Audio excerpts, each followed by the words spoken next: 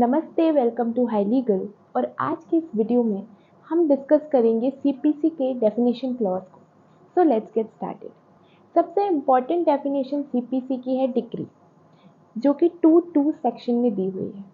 तो चलिए डिक्री के एसेंशियल इंग्रेडिएंट्स को देखते हैं। पहला essential ingredient, there must be an adjudication by a court. Adjudication का मतलब होता है judicial determination in the matter of dispute. मतलब कि जो भी डिस्प्यूट का मामला है उसमें एक जुडिशियल डिटर्मिनेशन होना चाहिए और ये जुडिशियल डिटर्मिनेशन कोर्ट के द्वारा किया जाना चाहिए। अब कोर्ट की डेफिनेशन सीपीसी में नहीं दी है बल्कि इंडियन एविडेंस एक्ट के सेक्शन 3 में दी हुई है। दूसरा एसेंशियल है such adjudication must be formally expressed. मतलब कि जो भी एडजुडिकेशन दिया जाएगा उसे फॉर्मली एक्सप्रेस किया जाना चाहिए। फॉर्मली एक्सप्रेस का मतलब होता है कोई भी एडजुडिकेशन एक फॉर्मेट में, एक प्रॉपर प्रोसेस में होना चाहिए जो कि कोर्ट का प्रोसेस हो। Third essential, such adjudication must be given in a suit. मतलब कि ऐसा कोई भी एडजुडिकेशन किसी सूट में दिया जाना चाहिए। अब सूट की डेफिनेशन सीपीसी में नहीं दी है, इसीलिए सूट को डिफाइन किया गया Hansraj Gupta versus official liquidators of Dehradun Mussoorie electric tramways company limited के केस में, जिसमें ये बोला गया कि सूट का मतलब होता है ऐसा कोई भी प्रोसीडिंग जो कि प्लेंट से स्टार्ट की गई हो। अब कई ऐसे मैटर्स होते हैं जिसे प्लेंट से स्टार्ट नहीं किया जाता बट फिर भी उसे सूट कहा जाता है, जैसे कि हिंदू मैरिज एक्ट के केसेस, इंडियन सक्सेशन एक्ट के केसेस, लैंड एक्विजिशन एक्ट के केसेस। जबकि ये इंस्टीट्यूट होते हैं एप्लीकेशन के द्वारा बट बोला इन्हें भी सूट ही जाता है। इन्हें स्टैट्यूटरी सूट कहा जाता है क्योंकि ये कुछ स्पेसिफिक इनैक्टमेंट्स के स्पेशल प्रोविजंस के अंतर्गत इंस्टीट्यूट किए जाते हैं। अगला एसेंशियल है such adjudication must determine the rights of the party. अब यहाँ पर जो rights of the parties word use किया गया है उससे मतलब है पार्टीज के सब्सटेंटिव राइट्स का, ना कि प्रोसीजरल राइट्स का। अब जैसे कि कोर्ट ऑफ लॉ में प्लेंट इंस्टीट्यूट किया जाता है, अगर आपका प्लेंट रिजेक्ट हो गया तो आपके पास मौका होता है कि आप दोबारा फिर से प्लेंट को फाइल कर सकें। ये आपका प्रोसीजरल राइट है। वहीं दूसरी ओर आप जिस भी डिस्प्यूट को लेकर कोर्ट ऑफ लॉ में जाते हो, चाहे वो किसी पोजेशन के लिए हो, चाहे वो मीन प्रॉफिट के लिए हो, चाहे किसी भी अन्य चीज़ के लिए हो, वो आपका मेन डिस्प्यूट है जो आपके जिस अधिकार का हनन हुआ है। तो जो राइट के लिए आप कोर्ट ऑफ लॉ में गए हो उस राइट का डिटर्मिनेशन होना चाहिए और वो कहलाता है आपका सब्सटेंटिव राइट। इसे हम मैटर इन कंट्रोवर्सी भी कह सकते हैं। और हमारा आखिरी एसेंशियल है such determination must be conclusive in nature. यानी कि जो भी डिटर्मिनेशन आपका होता है वो कंक्लूसिव और फाइनल होना चाहिए। अगर राइट्स का डिटर्मिनेशन फाइनल नहीं है तो उसे हम डिक्री नहीं कह सकते हैं। ये तो हो गई डिक्री की बात। अब टाइप्स ऑफ डिक्री क्या होती है वो देखते हैं। बेसिकली डिक्री के 3 टाइप्स हैं, preliminary decree, final decree, partly preliminary and partly final. Preliminary decree का मतलब ऐसी डिक्री से है जिसने आपके कुछ राइट्स को तो डिटरमाइन कर दिया है लेकिन अभी मैटर के सारे राइट्स डिटरमाइन नहीं हुए हैं और सूट को पूरा डिसाइड करने के लिए अभी भी कुछ फर्दर प्रोसीडिंग्स की ज़रूरत है। तो अगर इस प्रकार के सूट में बीच में कोई डिक्री आती है तो उसे कहा जाता है प्रिलिमिनरी डिक्री। फाइनल डिक्री का मतलब है ऐसी डिक्री जब मैटर इन कंट्रोवर्सी पूरी तरीके से फाइनली डिसाइडेड हो जाए और जब सूट के एंड में डिक्री आए तो ऐसी डिक्री को फाइनल डिक्री बोला जाता है। फाइनल डिक्री पूरे तरह से प्रिलिमिनरी डिक्री पर डिपेंडेंट होती है। ये तो हो गई प्रिलिमिनरी और फाइनल। अब पार्टली प्रिलिमिनरी और पार्टली फाइनल डिक्री क्या होती है? एक्चुअली ये इन दोनों का मिक्सचर है। अगर किसी डिक्री में एक मैटर को फुली डिसाइड कर दिया जाए और एक मैटर को पार्टली डिसाइड कर दिया जाए और ऐसी डिक्री एक ही आए तो उसे कहा जाता है partly preliminary and partly final.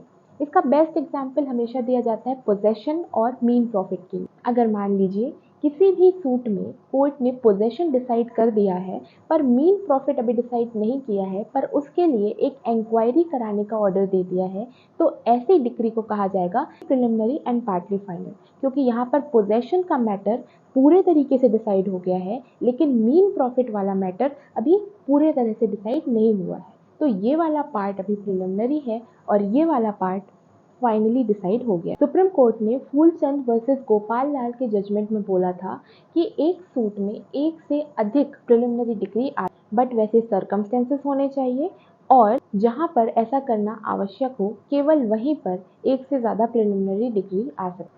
अब देखिए, अगर आप प्रिलिमिनरी डिग्री से संतुष्ट नहीं हैं तो आपको तुरंत ही उसकी अपील करनी चाहिए। ये कहता है सेक्शन 97 ऑफ सी। अगर आपने प्रिलिमिनरी डिग्री से अपील नहीं की तो आपको फाइनल डिग्री के बाद अपील करने का अधिकार नहीं दिया जाता है। ऐसा क्यों है, एक एग्जाम्पल से समझते हैं।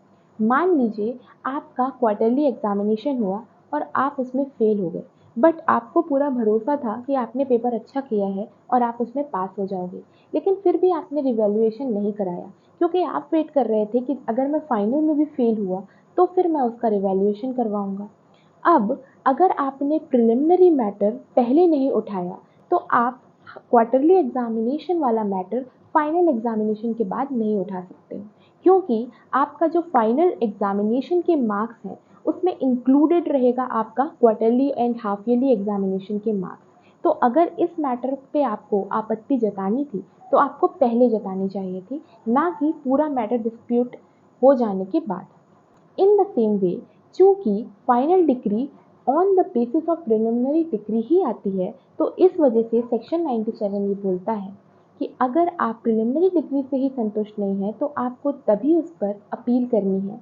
अगर आपने तब अपील नहीं की तो फाइनल डिग्री के बाद अपील करने का अधिकार भी आपके पास नहीं रहे। सेक्शन 97 का मेन ऑब्जेक्ट ही यही है, ऐसे मैटर्स जो कि प्रिलिमिनरी लेवल पर ही सुलझाए जा सकते थे उन्हें वहीं पर सुलझाया जाए और तब के लिए पेंडिंग ना रखा जाए जब पूरा सूट ही फाइनली डिसाइड हो गया। ये बात याद रखिएगा कि फाइनल डिग्री प्रिलिमिनरी डिग्री पर डिपेंडेंट होती है, इसलिए अगर प्रिलिमिनरी डिग्री की अपील सक्सीड हो जाती है तो फाइनल डिग्री ऑटोमेटिकली फॉल कर जाए। ये तो हो गई प्रिलिमिनरी, फाइनल और partly preliminary partly final.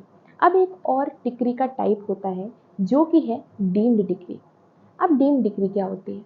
Deemed degree basically ऐसी डिग्री है जो कि स्ट्रिक्टली डिग्री की डेफिनेशन में फॉल नहीं करती है, but due to legal fiction, due to error of law उसे डिग्री के अंतर्गत रख दिया गया है। इसमें दो चीज़ें आती हैं, पहला तो है रिजेक्शन ऑफ प्लेंट, दूसरा है रेस्टिट्यूशन का ऑर्डर जो कि सेक्शन 144 के अंतर्गत दिया जाता है। अब इन दोनों में और एक्चुअल डिग्री में डिफरेंस क्या है, इसे डीम्ड डिग्री क्यों बोला गया है, एग्जाम्पल से समझते हैं। देखिए, नॉर्मल डिग्री में अगर आपके अगेंस्ट डिग्री आ गई है तो इन द सेम कोर्ट आप दोबारा उस मैटर को लेकर नहीं जा सकते हैं, क्योंकि आपको कौन रोक देगा? Section 11 of CPC, that is res judicata. लेकिन वहीं पर रिजेक्शन ऑफ प्लेंट क्या बोलता है कि अगर आपका प्लेंट रिजेक्ट हो गया है तो आप in the same court of law दोबारा अपना प्लेंट ला सकते हैं। तो इस हिसाब से तो रिजेक्शन ऑफ प्लेंट डिग्री होता ही नहीं है, क्योंकि उस पर रेस जुडिकेटा ही नहीं लग रहा। लेकिन यही है लीगल फिक्शन जिसके अंतर्गत रिजेक्शन ऑफ प्लेंट को भी हम डीम्ड डिग्री मान रहे हैं। ये हो गई हमारी पूरी डिग्री का कॉन्सेप्ट। अब आते हैं दूसरे इंपॉर्टेंट डेफिनेशन पर जो कि है ऑर्डर। सेक्शन 214 में ऑर्डर की डेफिनेशन है और सिंपली ये बोलती है कि जो भी डिग्री नहीं है वो सारे ऑर्डर्स हैं, लेकिन डिग्री की तरह प्रिलिमिनरी ऑर्डर नहीं हो सकता है। हर ऑर्डर अपीलेबल भी नहीं होता है, केवल कुछ ही ऑर्डर्स हैं जो कि अपीलेबल ऑर्डर्स हैं, जो कि ऑर्डर 41 ऑफ सीपीसी में।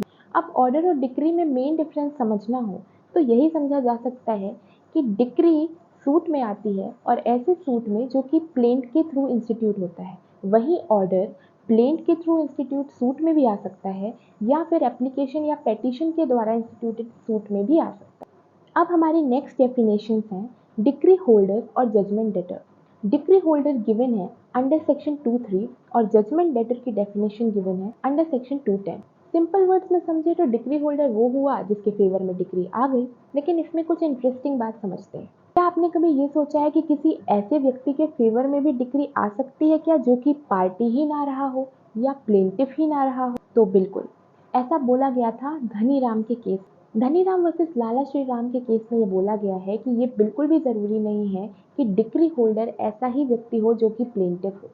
जो व्यक्ति पार्टी नहीं भी है उसके फेवर में भी डिक्री आ सकती है। अब दूसरी इंपॉर्टेंट डेफिनेशन है 210 जजमेंट डेटर की। जजमेंट डेटर सिंपली वो व्यक्ति है जिसके अगेंस्ट में डिक्री आती है या जिसके अगेंस्ट में कोई ऐसा ऑर्डर आता है जो कि एग्जीक्यूट किया जा सके। अब मान लीजिए कोई व्यक्ति है जो कि पार्टी इन सूट तो है लेकिन उसके अगेंस्ट में कोई डिक्री पास नहीं की गई, तो ऐसे व्यक्ति को जजमेंट डेटर नहीं कहा जा सकता। नेक्स्ट इंपॉर्टेंट डेफिनेशन है फॉरेन कोर्ट और फॉरेन जजमेंट की। अंडर सेक्शन 25 फॉरेन कोर्ट का मतलब सिंपली ऐसी कोर्ट से है जो कि इंडिया के बाहर हो और सेंट्रल गवर्नमेंट के द्वारा इस्टेब्लिश या कंटिन्यू ना किए। 26 बात करता है फॉरेन जजमेंट की। सिंपल वर्ड्स में फॉरेन कोर्ट के द्वारा दिया गया कोई भी जजमेंट फॉरेन जजमेंट कहलाता है। नेक्स्ट इंपॉर्टेंट डेफिनेशन है अंडर सेक्शन 29 जजमेंट। जजमेंट का मतलब ऐसा स्टेटमेंट जो किसी जज के द्वारा दिया गया हो और जिसके बेस पर डिक्री या ऑर्डर आता है। देखिए, नॉर्मली किसी भी जजमेंट में 4 चीज़ें होना important. First, concise statement of the case. Second, the points of determination. Third, the decision on such point. And fourth, the reason for such decision. लेकिन अगर स्मॉल कॉज कोर्ट का जजमेंट तो उसमें केवल 2 ही चीजें होती हैं, पॉइंट्स ऑफ डिटर्मिनेशन और the decision on such. Next important definition है लीगल रिप्रेजेंटेटिव की अंडर सेक्शन 211। लीगल रिप्रेजेंटेटिव से मतलब होता है किसी ऐसे व्यक्ति का जो किसी ऐसे व्यक्ति के एस्टेट को दर्शाता है जो कि मर चुका है। इसमें मेनली 3 लोग आते हैं। पहला वो व्यक्ति जो रिप्रेजेंट करता है डिसीज्ड पर्सन के एस्टेट को। दूसरा वो व्यक्ति है जो इंटरमीडिएट करता है डिसीज्ड व्यक्ति के एस्टेट को। और तीसरा जिस पर एस्टेट डिवॉल्व हो जाता है और वो रिप्रेजेंटेटिव कैरेक्टर में सू करता है या किया जाता है। देखिए, रिप्रेजेंट करना तो सीधा सीधा समझ में आता है कि किसी भी मरे हुए व्यक्ति के एस्टेट को रिप्रेजेंट करना, जैसे कि उनके लीगल एयर्स हो सकते हैं। दूसरा है इंटरमीडिएट। इंटरमीडिएट का मतलब होता है हस्तक्षेप, मतलब ऐसे कोई भी व्यक्ति जिनको किसी तरह से अधिकार मिला हो कि वो उस मरे हुए व्यक्ति की प्रॉपर्टी को, उसकी संपदा को रिप्रेजेंट कर सकते हो in the court of law. ऐसे व्यक्ति को लीगल रिप्रेजेंटेटिव बोला जाता है। अब लीगल रिप्रेजेंटेटिव के कुछ एग्जाम्पल्स देख लेते हैं। लीगल रिप्रेजेंटेटिव में आते हैं एडमिनिस्ट्रेटर्स, एग्जीक्यूटिव, रिवर्सनर्स, हिंदू को पार्टनर्स और रेसिड्यूरी लेगेटीव। लेकिन ट्रेसपासर लीगल रिप्रेजेंटेटिव की डेफिनेशन में नहीं आता है, क्योंकि ट्रेसपासर यानी कि अवैध तरीके से आपकी प्रॉपर्टी में हस्तक्षेप करने वाला, तो ऐसा व्यक्ति आपकी प्रॉपर्टी को in the court of law represent नहीं कर सकता है एज अ लीगल रिप्रेजेंट। अब हमारी आज की लास्ट इंपॉर्टेंट डेफिनेशन है mean profit under section 212 of CPC. Mean profit का मतलब सीधा ये होता है ऐसा कोई भी प्रॉफिट जो कि रॉन्गफुल पोजेशन से अर्न किया गया हो या अर्न किया जा सकता हो। ऐसे प्रॉफिट में इंटरेस्ट भी इंक्लूडेड होता है। मीन प्रॉफिट में ऐसा कोई भी प्रॉफिट इंक्लूड नहीं होता जो कि इम्प्रूवमेंट के द्वारा किया गया हो। यानी कि अगर आप किसी रॉन्गफुल पोजेशन में थे लेकिन आपने उस रॉन्गफुल पोजेशन में कोई इम्प्रूवमेंट भी किया है, यानी कि मान लीजिए आप एक मकान के रॉन्गफुल पोजेशन में थे पर आपने उसमें एक और फ्लोर बिल्ड कर दिया है, तो उस आपके द्वारा कंस्ट्रक्टेड फ्लोर का मीन प्रॉफिट आपसे नहीं वसूला जाएगा। एक इम्पॉर्टेंट बात यह भी है कि मीन प्रॉफिट केवल इमूवेबल प्रॉपर्टी में लिया जाता है। आई होप आपको ये सारी डेफिनेशंस अच्छे से समझ में आई होंगी। आने वाले लेक्चर्स में हम आगे के सीपीसी के सेक्शंस को इसी तरह डिटेल में समझेंगे। So thank you and keep watching.